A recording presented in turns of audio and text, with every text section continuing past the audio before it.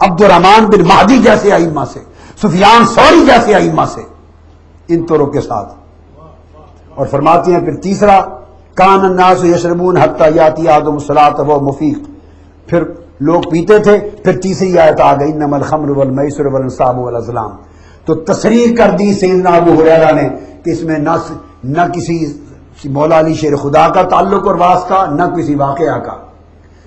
مہاجرین کہاں ایک واقعہ ہوا، کسی شخص نے اپنی جماعت کو امامت کرائی، خلط ملط کی، قرات قل یا ایھا الکافرون کی یہ آیت نازل ہو گئی. یہ امام احمد بن حنبل کی روایت ہے. اور یہ حدیث خود سقم سے، نکارت سے، انقطاع سے، ارسال سے سب سے پاک ہے. اس کی سند پر حکم ہے. یہ عبداللہ ابن عمر سے بھی روایت ہوئی ہے. یہ امام طبری نے بھی روایت کی ہے، امام شابی نے روایت کی ہے، امام قتادہ، حضرت قتادہ نے روایت کی ہے، حضرت سدی الکبیر نے روایت کی ہے. اور یہ ساری روایتیں امام طبری نے ان کو بیان کیا ہے. مسند بزار وہ میں آپ کو کوٹ کر چکا تھا اضطراب بتاتے ہوئے، وہ اس کے علاوہ ہے، جلد 2 صفحہ 211. مسند بزار میں امام بزار روایت کرتے ہیں حضرت الصلاۃ فامروا رجلا، نماز کا وقت ہو گیا، انہوں نے کسی شخص کو کھڑا کیا، فصلی بہم، اس نے نماز پڑھائی، فقارا، اس نے غلط پڑھ دیا، اور اس اختلاط کی وجہ سے آیت نازل ہوئی. حضرت علی کا نہیں. پھر مجمع الزوائد پہ آ جائیے. مجمع الزوائد باب تحریم الخمر، اور اسے بھی ابو ہریرہ رضی اللہ تعالیٰ عنہ روایت کرتے ہیں. اور آپ فرماتے ہیں وہی بات جو میں نے مسند احمد بن حنبل سے کوٹ کی، وہی حدیث، اذا کان یوم من الایام صلی رجل من المہاجرین اما اصحابہ فی المغرب وخالط فی قراءتہ. کسی ایک شخص میں، کوئی نامعلوم شخص تھا مہاجرین میں سے، اس نے اپنے لوگوں کو نماز پڑھائی، امامت کرائی، غلط کی، وہ واقعہ آقا علیہ السلام تک پہنچا، اللہ نے آیت نازل فرمائی. کوئی ذکر دور و نزدیک کا مولا علی اور مرتضیٰ کا نہیں ہے. تو کیا سیدنا ابو ہریرہ کی روایت پہ اعتماد نہیں ہے؟ کیا سیدنا فاروق اعظم کی روایت پہ اعتماد نہیں؟ کیا حضرت سعد بن ابی وقاص کی روایت کا اعتماد نہیں؟ کیا مولا علی اور مرتضیٰ کی روایت کا اعتماد نہیں ہے؟ اور اس کے بعد پھر یہ امام ابن حجر اسقلانی الاصابہ فی تمییز الصحابہ، امام اسقلانی، اس کی جلد 5، وہ چونکہ صحابہ پر گفتگو کرتے ہیں نا، تو پھر ان کی روایات بھی لاتے ہیں. کتاب اسماء و رجال کی ہے، اور سند کتاب ہے، ٹیکسٹ بک ہے اسماء و رجال کے فن میں. اور وہ امام ابن حجر اسقلانی بیان کرتے ہیں، روایت کرتے ہیں اس کو محمد بن عبد الرحمن بن عوف الزہری کی روایت سے، ان کا حوالہ دیتے ہوئے، اور یعقوب بن شیبہ کے ترجمہ کے حوالے میں. اور وہ بیان کرتے ہیں کہ عبد الرحمن بن عوف، ان کے بیٹے محمد بن عبد الرحمن بن عوف راوی ہیں. عبد الرحمن بن عوف کے بیٹے صاحبزادے محمد بن عبد الرحمن راوی ہیں.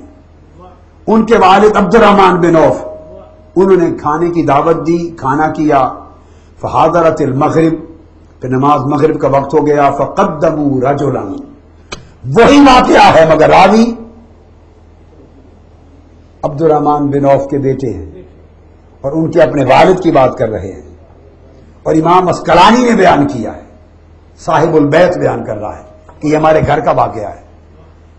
تو گھر کی بات گھر والوں کو بہتر معلوم ہے یا لاہور والوں کو معلوم ہے زیادہ؟ مدینے کی بات 1500 سال بعد مورل ٹاؤن والوں کو معلوم ہے یا اہل مدینہ کو معلوم ہے؟ صحابہ کرام فرماتے فقدموا رجلا، آگے بات بتاتا ہوں.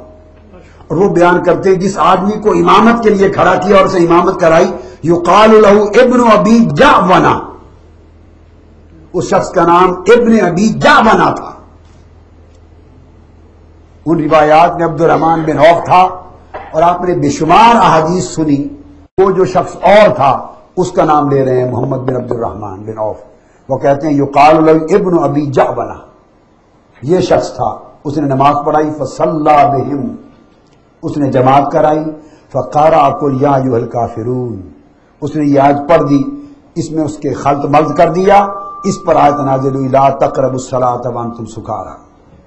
یہ امام ابن حجر اسقلانی نے اس باب میں اپنی الاصابہ فی تمییز صحابہ میں اس کو روایت کیا ہے۔ اسی طرح علامہ شمس الحق عظیم آبادی کی عون المعبود سے ریفرنسز پہلے دے چکا ہوں، امام منذری کے پہلے دے چکا ہوں، اور اب تخریج الاحادیث والآثار امام ابن جریر طبری کی کتاب ہے احادیث و آثار کی تخریج پر، امام طبری کی۔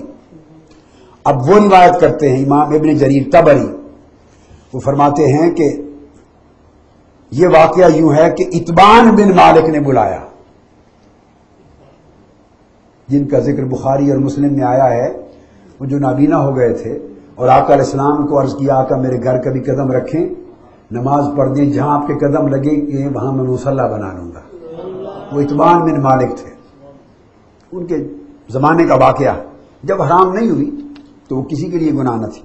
وہ فرماتے ہیں امام ابن جریر طبری تخریج الاحادیث والآثار جلد اول صفحہ 131 پر، اور وہ روایت کرتے ہیں، وہ فرماتے ہیں کہ اتبان بن مالک نے کچھ لوگوں کو اپنے ہاں دعوت دی، ان میں سعد بن ابی وقاص بھی تھے۔